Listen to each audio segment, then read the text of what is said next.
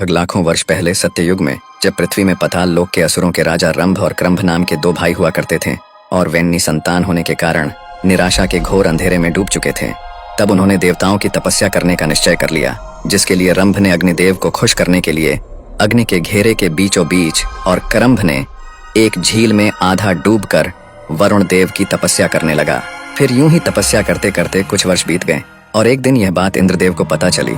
फिर उन्हें लगा कि जरूर ये दोनों असुर भाई वरदान पाने के बाद देवताओं का ही कुछ अहित करेंगे।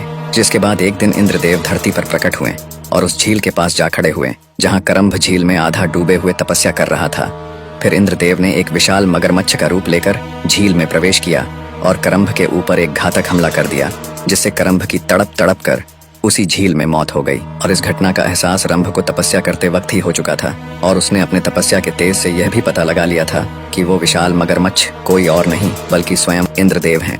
रंभ अपने भाई क्रंभ से बेहद प्रेम करता था और वह उसकी मौत का सदमा सह नहीं पाया, इसीलिए उसने अपने तपस्या को वहीं भंग कर एक तलवार प्रकट कर खुद को मारने ही जा रहा था कि अचानक वहां अग्निदेव प्रकट हो गए और उसे ऐसा करने से रोक लिया और रंभ से अपना इच्छित वरदान मांगने को कहा। जिसके बाद रंभ ने काफी सोचा और इंद्रदेव के दुष्कर्मों को ध्यान में रखते हुए अग्निदेव से एक ऐसी संतान मांगी जो इंद्र को परास्त कर सके, इतना ही नहीं बल्कि तीनों लोकों में भी राज कर सके।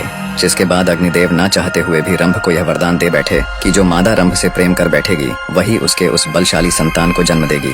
इतना कहकर अग्निदेव अंतर्धान हो गए। इसके बाद समय यूं ही बीतता गया और आखिरकार वो समय आ ही गया जब एक महिष वर्ग की राक्षसी को रंभ से प्रेम हो गया। फिर महिषी राक्षसी ने अपने वर्ग और परिवार से बगावत कर रंभ के साथ विवाह रचा लिया, जबकि यह रिश्ता दोनों के परिवारों और वर्गों को बिल्कुल भी मंजूर न था। इसके कुछ वर्षों के बाद दोनों के बीच संभोग से महिषी गर्भवती हुई और समय यूं ही बीतता गया। फिर एक दिन महिषी वर्ग के कुछ राक्षसों ने रंभ और महिषी को अकेला देख उन पे हमला बोल दिया, जिसके फलस्वरूप रंभ की वहीं मृत्यु हो गई। जिसके बाद महिषी ने अपने होने वाले संतान को बचाने के लिए वहां से भाग खड़ी हुई, पर उन महिषी असुरों ने उसे भी मारने के लिए उसका पीछा किया। जिसके बाद महिषी भागते भागते यक्षों के अधिकार क्षेत्र में पहुंच गई, जहां पहुंचकर महिषी ने कुछ यक्षों को सारी बातें बताई। जिसके बाद यक्ष महिषी की रक्षा के लिए वहीं खड़े हो गए। फिर कुछ देर बाद वे महिषी राक्षस वहीं पहुंच गए। जिसके बाद यक्षों और महिषी राक्षसों के बीच युद्ध शुरू हो गया और इस युद्ध में यक्षों ने उन महिषी राक्षसों को मार गिराया, साथ ही महिषी को सुरक्षा प्रदान करने का जिम्मा भी ले लिया। महिषी अपने पति रंभ से अत्यंत प्रेम करती थी और वह उसके मौत का सदमा सहन नहीं कर पा रही थी। फिर कुछ देर बाद यक्षों ने रंभ के मृत शरीर को अंतिम संस्कार के लिए तैयार किया और महिषी को इसकी सूचना दी। फिर कुछ देर बाद यक्षों द्वारा रंभ के चिता को आग लगाया गया और यह देख महिषी खुद को रोक न पाई और उस जलती हुई चिता में कूद पड़ी। जिसके बाद रंभ के साथ साथ महिषी भी उस चिता की आग में समा गई और खुद का जीवन समाप्त कर लिया। कुछ देर तक यूं ही चिता की आग जलती रही, लेकिन कुछ देर बाद उस चिता की अग्नि ने एक भयंकर रूप ले लिया। जिसके बाद उस चिता की अग्नि में से एक बेहद बलवान और पहाड़ जैसा दिखने वाला असुर बाहर निकला, जिसे देख सभी यक्ष घबरा गए। वह इस सृष्टि का पहला ऐसा असुर था जिसे खुद के और अपने लक्ष्य के बारे में सब कुछ पहले से ही पता था और वह असुर कोई और नहीं बल्कि बलशाली महिषासुर था। फिर कुछ देर बाद उसी जलती हुई चिता से दोबारा एक भयंकर विस्फोट हुआ और उसी चिता में से एक दूसरा असुर भी बाहर आया और वो असुर कोई और नहीं बल्कि स्वयं रंभ था, जो कि पुनर्जन्म लेकर दोबारा लौटा था और इस जन्म में वह रक्त बीज था और यह सब रंभ के द्वारा किए गए अग्निदेव की तपस्या का ही प्रभाव था। इसके बाद रक्त बीज ने महिषासुर को पाताल लोक चलने की बात कही, जिसके बाद महिषासुर ने साफ साफ मना कर दिया। उसने तपस्या और सारी सिद्धियां हासिल करने के बाद ही पाताल लोक में कदम रखने का प्रण लिया। जिसके बाद महिषासुर निकल पड़ा ब्रह्मदेव की तपस्या करने। फिर वह एक शांत वन में जाकर अग्निकुंड का निर्माण कर उसी में बैठ पड़ता है तपस्या करने और ब्रह्मदेव को प्रसन्न करने के लिए वह एक अति कठिन तपस्या में लीन हो जाता है। तपस्या कुछ वर्षों तक यूं ही चलती रही और एक लंबे समय के बाद वो दिन आ ही गया जब ब्रह्मदेव महिषासुर से प्रसन्न होकर प्रकट हुए और फिर उन्होंने महिषासुर से अपना वरदान मांगने को कहा। जिसके बाद महिषासुर ने ब्रह्मदेव से सीधा अमर होने का वरदान मांग लिया, जिसके लिए ब्रह्मदेव ने साफ मना कर दिया और कोई दूसरा वरदान मांगने को कहा। जिसके बाद महिषासुर ने बड़े ही सोच विचार कर एक ऐसा वरदान मांगा जिसके दौरान कोई भी देवता या राक्षस उसका वध न कर सके। दरअसल महिषासुर स्त्रियों को बेहद कमजोर समझता था। उसे हमेशा से यही लगता था कि यदि पुरुष उसका कुछ अहित नहीं कर सकते तो ये स्त्रियां आखिर उसका क्या ही अहित कर लेंगी, और उसने खुशी खुशी ब्रह्मदेव से यह वर मांग लिया। फिर ब्रह्मदेव ने महिषासुर को वरदान में सिर्फ एक महाशक्तिशाली स्त्री के हाथों ही अहित होने का वरदान देकर अंतर्धान हो गए। जिसके बाद महिषासुर जोड़ों से ठहाके लगाने लगा फिर वह निकल पड़ा और भी अधिक से अधिक वरदान और सिद्धियां प्राप्त करने की ओर। इसके बाद हर एक वरदान प्राप्ति के बाद उसकी शक्ति अर्जित करने की कामना बढ़ती ही जाती। उसने तमाम अलग अलग देवताओं से शक्तियां अर्जित की, जिसके बाद उस समय महिषासुर पूरे ब्रह्मांड का एकमात्र महाशक्तिशाली असुर बन चुका था। फिर महिषासुर पृथ्वी के कोने कोने में जाकर भरपूर मारकाट मचाने लगा। उसने अन्य असुरों को आसानी से युद्ध में हराकर अपना साम्राज्य स्थापित करना शुरू कर दिया और धीरे धीरे पूरी धरती उसके अधीन हो गई। महिषासुर यही नहीं रुका, उसने स्वर्ग पर भी कब्जा करने की ठान ली और उसने अपने एक दूत को स्वर्गलोक भेजा और उस दूत ने इंद्रदेव को स्वर्गलोक खाली कर देने का संदेश सुना दिया। जिसके बाद इंद्रदेव आग बबूला हो उठे और उन्होंने समय नष्ट न करते हुए सभी देवताओं समेत महिषासुर के ऊपर हमला कर बैठे। जिसके जवाब में महिषासुर ने देवताओं को मुंह तोड़ जवाब दिया और देवताओं को वापस स्वर्गलोक भागने पर मजबूर कर दिया और देवता महिषासुर से आसानी से हारकर स्वर्ग वापस आ गए। लेकिन देवताओं का पीछा महिषासुर से इतनी आसानी से छूटने वाला नहीं था, क्योंकि महिषासुर ने भी बिना समय नष्ट किए देवताओं के पीछे पीछे स्वर्ग पहुंच चुका था और स्वर्ग पहुंचते ही वो अपने असुर सेना के साथ देवताओं पे टूट पड़ा। जिसके बाद स्वर्ग में देवताओं ने भी खूब दमखम के साथ महिषासुर और उसके असुरों के साथ युद्ध किया और अपना पराक्रम दिखाया। लेकिन अंत में महिषासुर की क्षमता और शक्ति के सामने देवताओं को स्वर्ग से भी भागना पड़ा और अब महिषासुर का कब्जा स्वर्गलोक पे भी हो चुका था, जिससे कि महिषासुर की छाती और भी चौड़ी हो चुकी थी। और यहाँ देवता स्वर्ग से पलायन कर सीधा ब्रह्मदेव के पास चले गए और ब्रह्मदेव से महिषासुर को दंडित करने की प्रार्थना करने लगे, जिसके लिए ब्रह्मदेव ने साफ मना कर दिया। जिसके बाद देवता निराश होकर सीधे वैकुंठ लोक यानी कि श्री विष्णु के पास चल पड़े। जिसके बाद इंद्रदेव समेत सभी देवता गण वैकुंठ धाम श्री विष्णु के पास चले आए और उनको सारी बात बताई। जिसके बाद श्री विष्णु काफी रुष्ट हुए और देवताओं के बातों से सहमत भी। फिर श्री विष्णु समेत सभी देवता चल पड़े पृथ्वी में स्थित कैलाश की ओर, जहाँ त्रिदेवों में से एक देवों के देव महादेव अपने ध्यान में लीन थे। तभी कैलाश में श्री विष्णु समेत सभी देवताओं का आगमन हुआ। फिर सभी देवों ने महादेव के समक्ष महिषासुर के आतंक की चर्चा की। जिसके बाद महादेव श्री विष्णु समेत सभी देवताओं ने महिषासुर से युद्ध करने की रणनीति बनाई। पर युद्ध से पहले देवताओं ने महिषासुर को स्वर्गलोक से अपना अधिपत्य छोड़ देने की सूचना भिजवाई, जिसे कि महिषासुर ने ठुकरा दी। जिसके बाद महादेव श्री विष्णु समेत सभी देवता निकल पड़े स्वर्गलोक की ओर, जहाँ की महिषासुर स्वर्ग के सिंहासन में स्वर्गपति बनकर विराजमान था। साथ ही महिषासुर ने भी होने वाले युद्ध का अनुमान लगा ही लिया था। जिसके बाद उसने भी युद्ध की तैयारियां करनी शुरू कर दी और देखते देखते स्वर्ग पे देवताओं का आगमन शुरू हो गया। सभी देवताओं का नेतृत्व श्री विष्णु कर रहे थे, यहाँ तक कि महादेव भी युद्ध में हिस्सा लेने देवताओं के साथ स्वर्ग पहुंच चुके थे। जिसके बाद महिषासुर की तरफ से युद्ध का बिगुल बज चुका था। फिर देवताओं और असुरों के बीच एक भयंकर महायुद्ध शुरू हो गया। जिसके बाद श्री विष्णु समेत सभी देवता मिलकर महिषासुर और उसके प्रमुख योद्धाओं के ऊपर टूट पड़े। फिर महिषासुर ने भी देवताओं के ऊपर बेहद शक्तिशाली प्रहार करना शुरू कर दिया। महिषासुर इंद्रदेव समेत कई देवताओं पर अकेले ही भारी पड़ने लगा। जिसके बाद श्री विष्णु सामने आए और अपने गदा प्रहार से महिषासुर को वहीं धूल चटाने लगे। जिसके बाद महिषासुर एक भैंस का रूप लेकर चल रहे युद्ध के बीच ओझल हो गया और फिर अपने स्पष्ट रूप में आकर देवताओं पे दोबारा से टूट पड़ा, जिससे कि कई देवता जोखिम हो गए। और यहाँ महादेव अपने त्रिशूल से महिषासुर के आसुरी सेनाओं को मिट्टी में मिलाते जा रहे थे। अपने सेना को समाप्त होता देख महिषासुर ने अपने सिद्ध से अपने सेना को दोबारा से और भी ज्यादा संख्या में उत्पन्न करना शुरू कर दिया और जोरों से ठहाके लगाने लगा। यहाँ महादेव श्री विष्णु और अन्य देव महिषासुर के सेनाओं को हर बार समाप्त करते जाते और महिषासुर हर बार अपने सेना को पहले से भी अधिक संख्या में उत्पन्न करता जाता। काफी समय तक ऐसा ही चलता रहा। जिसके बाद महादेव और श्री विष्णु महिषासुर पे काफी ज्यादा क्रोधित हो उठे और अपने महाअस्त्रों त्रिशूल और सुदर्शन चक्र को महिषासुर पे छोड़ दिया।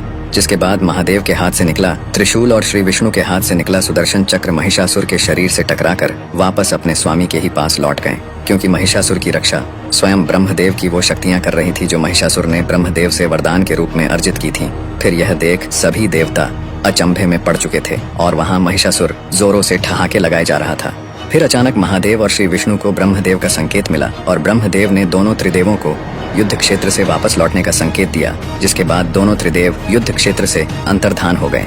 फिर यह देख सभी देवता भी युद्ध क्षेत्र से दोनों त्रिदेवों के पीछे पीछे चले गए। जिसके बाद महिषासुर और उसकी असुर सेना हर्ष उल्लास से इस महायुद्ध को जीतने का जश्न मनाने लगे। और यहाँ महादेव श्री विष्णु समेत सभी देवता कैलाश पहुंचे और इसके बाद वहाँ ब्रह्मदेव भी प्रकट हुए। जिसके बाद महादेव ने ब्रह्मदेव से युद्ध क्षेत्र से वापस बुलाने का कारण पूछा। जिसके बाद ब्रह्मदेव ने महिषासुर को वरदान में दिए गए शर्त के बारे में सभी देवों को दोबारा से याद दिलाया, जिसपे देवताओं ने जवाब दिया कि यह बात तो सभी देव पहले से ही जानते थे, पर वे कर भी क्या सकते हैं। सृष्टि में ऐसी कोई स्त्री है ही नहीं जो महिषासुर के समक्ष ठहर सके। जिस पे ब्रह्मदेव ने कहा कि महिषासुर का अंत करने के लिए एक ऐसी स्त्री होनी चाहिए जिसके पास सभी देवताओं की कुछ कुछ शक्तियां मौजूद हों, और उस स्त्री के पास सभी देवताओं की शक्तियों को एक साथ संभाल पाने और उसका सही से इस्तेमाल कर पाने की क्षमता भी हो। जिस पे देवों ने पूछा कि आखिर इस सृष्टि में ऐसी स्त्री है ही कौन। जिसके बाद ब्रह्मदेव के मुंह से देवी पार्वती का नाम निकल पड़ा और उन्होंने कहा कि इस सृष्टि में एकमात्र देवी पार्वती ही हैं जो सभी देवताओं की शक्तियों को एक साथ संभाल सकती हैं और उसका सही से उपयोग भी कर सकती हैं। फिर महादेव और श्री विष्णु समेत सभी देव काफी प्रसन्न और उत्साहित हुए। जिसके बाद देवी पार्वती स्वयं का नाम सुनकर सभी देवों के समक्ष आ खड़ी हुई और सभी देवों ने देवी पार्वती को अभिवादन किया। जिसके बाद देवी पार्वती ने भी सभी देवों को अपना अभिवादन दिया। साथ ही सृष्टि के कल्याण के लिए स्वयं को चुने जाने के लिए ब्रह्मदेव का आभार और खुद को अति भाग्यशाली भी बताया। जिसके बाद महिषासुर से एक महाप्रलयंकारी युद्ध करने के लिए महादेव ने देवी पार्वती को अपना त्रिशूल प्रदान किया। इसके बाद श्री विष्णु ने भी देवी पार्वती को अपना सुदर्शन चक्र प्रदान किया। इंद्रदेव ने अपना वज्र प्रदान किया। इसके बाद सूर्यदेव ने अपने रोमकूपों और किरणों का तेज भरकर एक ढाल, इसके अलावा दिव्य तलवार और दिव्य सिंह देवी के सवारी के लिए प्रदान किया। इसके बाद विश्वकर्मा देव ने देवी को एक अभेद कवच प्रदान किया। साथ ही अनेकों अस्त्र भी प्रदान किए और अंत में सभी त्रिदेव समेत समस्त देवों ने अपने अपने शक्तियों का कुछ अंश देवी को प्रदान किया। फिर देवी पार्वती ने अपना वास्तविक रूप लिया महाशक्ति देवी दुर्गा का, और यहाँ महिषासुर स्वर्ग लोक से ऊबकर अब पृथ्वी में ही रहते हुए तीनों लोकों का स्वामी बन बैठा था। पूरे ब्रह्मांड में महिषासुर की ख्याति चल पड़ी थी। वह पृथ्वी समेत पूरे ब्रह्मांड में ज्यादातर राज्यों को जीतकर उनका स्वामी बन बैठा था। और एक दिन जब वह अपने सिंहासन में बैठे अपने असुर सैनिकों को कहीं आक्रमण करने की आज्ञा दे ही रहा था, तभी अचानक उसके राज्य की जमीन थर्राने लगी, जैसे कि कहीं भूचाल आया हो। पर जब वह अपने महल के बाहर निकला तो उसने देखा कि उसके असुर सैनिकों में भगदड़ मची हुई है। इसके बाद उसका ध्यान दूर से आ रहे विशाल सिंह पे सवार एक विशालकाय स्त्री पे गया, जिसके अनेकों भुजाएं थीं, बेहद लंबे बाल हवा में लहरा रहे थे और पूरा जमीन उस स्त्री के आगमन से ही थर्रा उठा था। उस सिंह पे सवार स्त्री को देख महिषासुर अचंभे में पड़ चुका था और वह समझ चुका था कि वह स्त्री अब सीधे उसके राज्य पे ही हमला करने वाली है। फिर महिषासुर ने उस विशालकाय स्त्री को रोकने के लिए अपने सेनापति त्रिनेत्र को लगभग 5 लाख असुर सेना के साथ भेज दिया। फिर त्रिनेत्र और उसके असुर सैनिक उस विशालकाय स्त्री के समीप पहुंच तो गए, पर देवी दुर्गा के समक्ष क्षण भर भी टिक न पाए। देवी दुर्गा ने मात्र अपने कुछ प्रहार से ही त्रिनेत्र समेत उसके लाखों असुर सैनिकों को वहीं मौत के घाट उतार दिया। और महिषासुर दूर अपने महल में खड़े खड़े यह सब होता हुआ देख रहा था, पर उसे अपनी आंखों पे विश्वास नहीं हो रहा था। फिर कुछ देर बाद जब देवी दुर्गा उसके महल के पास आईं और महिषासुर को युद्ध के लिए ललकारने लगीं, तब महिषासुर देवी दुर्गा के बेहद सुंदर रूप को सामने देख काम वासना से भर उठा। फिर वह देवी दुर्गा के समीप गया और उनके सामने सीधा विवाह का प्रस्ताव रख दिया। जिसके बाद देवी दुर्गा महिषासुर पे काफी क्रोधित हो उठी और दोबारा से उसे युद्ध करने को कहने लगी। जिसके बाद महिषासुर जोरों से ठहाके लगाने लगा, जिसपे देवी दुर्गा का क्रोध और भी उग्र हो उठा।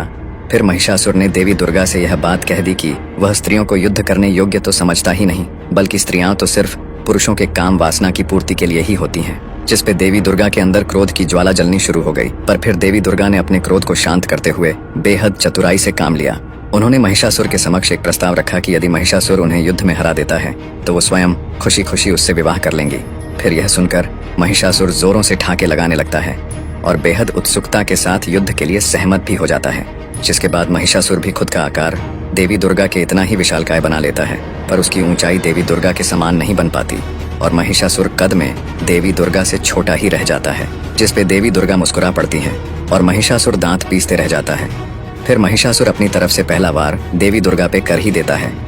वह देवी दुर्गा पे अपनी आंखों से बेहद घातक रोशनी से लगातार वार करता जाता है, जिसे देवी दुर्गा अपने ढाल से रोकने लगती हैं। फिर देवी दुर्गा अपने ढाल से महिषासुर के वार को रोकती हुई उसके ऊपर दिव्य अग्नि का प्रयोग करती हैं, पर दिव्य अग्नि से महिषासुर को कुछ खास नुकसान नहीं पहुंचा पाती। जिसके बाद देवी दुर्गा अपने तलवार से महिषासुर पे एक तेजदार वार करती हैं, जिससे कि उसका कंधा घायल हो जाता है। फिर महिषासुर देवी दुर्गा का ध्यान भटकाने के लिए अपने सिद्ध से लाखों असुरों को उत्पन्न कर देवी दुर्गा को युद्ध में व्यस्त कर देता है। इतनी बड़ी संख्या में असुर सेना को हथियारों सहित एक साथ में सामने आता देख देवी दुर्गा ने एक जोरदार गर्जना भरते हुए अपने सिंह में सवार होकर उन लाखों असुरों पे टूट पड़ी और यह महायुद्ध होता हुआ पूरा ब्रह्मांड बड़ी उत्सुकता के साथ देख रहा था। देवी दुर्गा ने तेज गति में दौड़ते हुए सिंह में बैठे बैठे ही अपने तलवार और सुदर्शन चक्र से असुरों का संहार करने लगी। इतनी विशालकाय महावीरांगना को देख पूरी असुर सेना कांपते हुए पीठ दिखाकर तेजी से भागने लगी, पर देवी दुर्गा ने किसी को भी भागने नहीं दिया, बल्कि सभी का संहार कर अशांत युद्ध भूमि को पूरी तरह से शांत बना दिया। जिसके बाद पूरे शांत युद्ध भूमि में हर जगह सिर्फ धूल ही धूल उड़ने लगे थे। फिर देवी दुर्गा उस धुंधले पड़े युद्ध भूमि में महिषासुर को ढूंढने लगी, पर महिषासुर कहीं भी नजर नहीं आ रहा था। पर अचानक महिषासुर ने देवी दुर्गा के पीछे से आकर एक तेजधार दिव्य तलवार से उनकी भुजाओं पर वार कर दिया, जिससे कि देवी दुर्गा कुछ हद तक घायल भी हो गईं, और देवी दुर्गा ने क्रोध में आकर उसके पीछे सुदर्शन चक्र को लगा दिया। फिर महिषासुर ने सुदर्शन चक्र को चकमा देने के लिए भैंसा का रूप ले लिया, जिसके बाद सुदर्शन चक्र महिषासुर को कहीं भी न पाकर वापस देवी दुर्गा के पास लौट आया। इसके बाद देवी दुर्गा महिषासुर को फिर से उस धूल से धुंधले हो चुके युद्ध के मैदान में ढूंढने लगी, लेकिन महिषासुर उन्हें कहीं भी नजर नहीं आ रहा था। फिर देवी दुर्गा ने अपने सिंह को महिषासुर को ढूंढने के लिए लगा दिया। समय यूं ही बीतता गया और फिर सिंह ने अचानक भैंस का रूप लिए महिषासुर को ढूंढ ही लिया और उस पे हमला बोल दिया। पर भैंसा का रूप लिए महिषासुर के समक्ष सिंह ज्यादा समय तक टिक नहीं पाया और उसने सिंह को अपने जोरदार टक्कर से घायल कर दिया। सिंह की पीड़ा गर्जना सुनकर देवी दुर्गा फुर्ती के साथ वहां चली आईं और सिंह को सहलाने लगी, पर सिंह ने देवी दुर्गा पे ही हमला कर दिया, क्योंकि दरअसल वह सिंह कोई और नहीं बल्कि सिंह का रूप लिए महिषासुर ही था। जिसके बाद देवी दुर्गा अति क्रोधित हो उठी और महिषासुर पे त्रिशूल लेकर कूद पड़ी, पर महिषासुर अपने माया से अचानक वहां से गायब हो गया। यूं ही युद्ध होते होते लगभग 9 दिन बीत चुके थे और अब देवी दुर्गा महिषासुर के साथ साथ अपने सिंह को भी ढूंढने लगी। महिषासुर के छल कपट से देवी दुर्गा अति क्रोधित अवस्था में पहुंच चुकी थी। उनका क्रोध चरम सीमा में था और इसी बीच देवी दुर्गा ने अपने सिंह को मूर्छित अवस्था में देखा। उसे देखते ही देवी दुर्गा समझ गईं कि ये उनका अपना सिंह ही है। फिर देवी दुर्गा सिंह की तरफ आगे बढ़ ही रही थी कि दूसरी तरफ से महिषासुर भैंसा का रूप लिए तेजी से देवी दुर्गा की तरफ दौड़ता चला आया और महिषासुर ने अपनी पूरी ताकत लगाकर देवी दुर्गा को बड़ी तेजी से पीछे की तरफ धकेलता हुआ काफी दूर लेकर जाने लगा। यहाँ तक कि एक विशालकाय चट्टान को भी ध्वस्त करते हुए महिषासुर देवी दुर्गा को काफी पीछे की तरफ धकेलता ही गया। ऐसे ही धकेलते हुए वो देवी दुर्गा को लिए काफी दूर पहुंच गया, पर फिर अचानक देवी दुर्गा ने अपना संतुलन बनाते हुए महिषासुर को वहीं रोक दिया। इसके बाद महिषासुर ने काफी जोर लगा लिया, पर देवी दुर्गा को तनिक भी हिला ना पाया। फिर देवी दुर्गा ने अपने जोरदार मुक्कों से महिषासुर के पीठ में वार किया, जिससे महिषासुर जमीन में गिर पड़ा और कराहने लगा।